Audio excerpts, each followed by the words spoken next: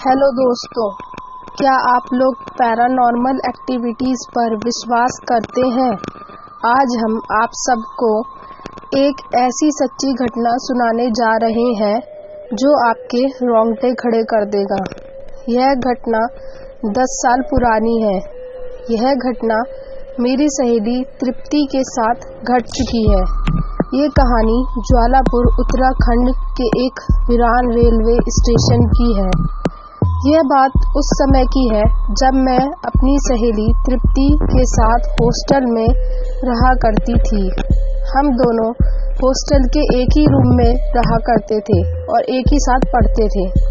एक दिन जब मैं और मेरी सहेली तृप्ति बात ही कर रहे थे कि उसी समय उसके घर से कॉल आया कि उसकी मम्मी बहुत बीमार है, उसे जल्द से जल्द घर पहुंचना होगा। यह सुनकर मेरी सहेली तृप्ति बहुत घबरा गई और जल्दी से अपना सामान लेकर घर जाने के लिए रवाना हुई। उस समय रात के करीब 8 बज रहे थे। वह ज्वालापुर रेलवे स्टेशन पहुंची और उसने टिकट खरीद ली। उस समय वो ट्रेन 3 घंटे लेट थी क्योंकि उस समय बहुत ठंड थी और बहुत कोहरा भी हो रहा था। कोहरे के कारण ट्रेन अक्सर देरी से चला करती थी। यात्री ट्रेन का इंतजार करते करते परेशान होकर वहां से चले गए।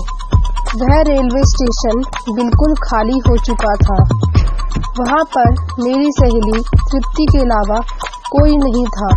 वह स्टेशन पर बिल्कुल अकेली थी। वह ट्रेन का इंतजार बहुत देरी से कर रही थी। उस वीरान रेलवे स्टेशन से बहुत ही डरावनी आवाजें सुनाई दे रही थी, लेकिन तृप्ति ने उस पर कुछ ध्यान नहीं दिया। तृप्ति को ट्रेन का इंतजार करते करते 2 घंटे बीत चुके थे। रात बहुत हो चुकी थी और स्टेशन बिल्कुल खाली था। लेकिन उसके कुछ ही देर बाद उसे कुछ अजीब सा महसूस हुआ। उसने अपने बगल में एक आदमी को बैठे हुए देखा। उसने अपना पूरा फेस एक सफेद कपड़े से कवर कर रखा था। वो बिल्कुल शांत बैठा हुआ था। तृप्ति को लगा कि वो भी एक यात्री होगा। तृप्ति यह सोच ही रही थी कि उसकी नज़र उसी जगह पर पड़ी तो उसने देखा कि वहां पर कोई नहीं था। तभी उसे अचानक से उसके पीछे से एक आवाज आई, मैं बहुत भूखा हूँ, मुझे खाना दो। और उसने फिर से पीछे मुड़ के देखा तो वहां पर कोई नहीं था। लेकिन उसके बाद वो आदमी तृप्ति के सामने अचानक आकर खड़ा हो गया। तृप्ति तेजी से पीछे की तरफ भागी। उस आदमी की आंखें चमकीली थी। दोनों पैर उल्टे थे। पैर से खून निकल रहा था। दृश्य बड़ा भयावह था।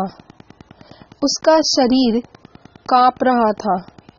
फिर वही आवाज, मैं भूखा हूँ, मुझे खाना दो, मैंने 2 दिनों से कुछ नहीं खाया। तृप्ति ने साहस बटोरकर बैग से रोटी निकालकर उस आदमी के आगे फेंक दी। अब क्या था, वो आदमी सभी रोटी को एक बार में निगल गया। कड़ाके की सर्दी के कारण कुछ नहीं दिख रहा था। फिर वो आदमी तृप्ति से और खाना मांगने लग गया और जोर जोर से हंसने लग गया। उसके चेहरे से खून निकलने लग गया। उसके चेहरे पर बंधा सफेद कपड़ा लाल हो गया और वह तृप्ति की तरफ दौड़ा। यह देखकर तृप्ति बहुत जोर से चिल्लाई और तेजी से स्टेशन मास्टर के कक्ष की ओर भागी और वहां जाकर बेहोश हो गई। रेलवे के सभी कर्मचारी तथा डॉक्टर वहां आए परीक्षण किया गया।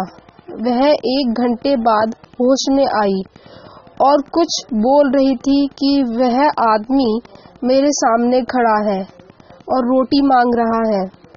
स्टेशन मास्टर ने बताया कि 2 दिन पहले इसी स्टेशन पर एक आदमी ट्रेन से कटकर मर गया था। यह सुनकर तृप्ति और डर गई और कहती थी, अंकल मुझे बचा लो, वो आदमी मेरे सामने खड़ा है, वह मुझसे खाना मांग रहा है। सालों तक तृप्ति का इलाज पैरासाइकोलॉजिस्ट से हुआ, तब कहीं जाकर तृप्ति नॉर्मल हुई। यह सच्ची घटना हमें यह सीख देती है कि सुनसान भयावह स्टेशन पर अकेले रात में यात्रा नहीं करनी चाहिए। मानो न मानो, यह सच्ची घटना है। वीरान जगह से बचें। अगर आपको मेरी ये वीडियो पसंद आई तो इसे लाइक और शेयर करें और हमारे चैनल को जरूर सब्सक्राइब करें। Thanks for watching.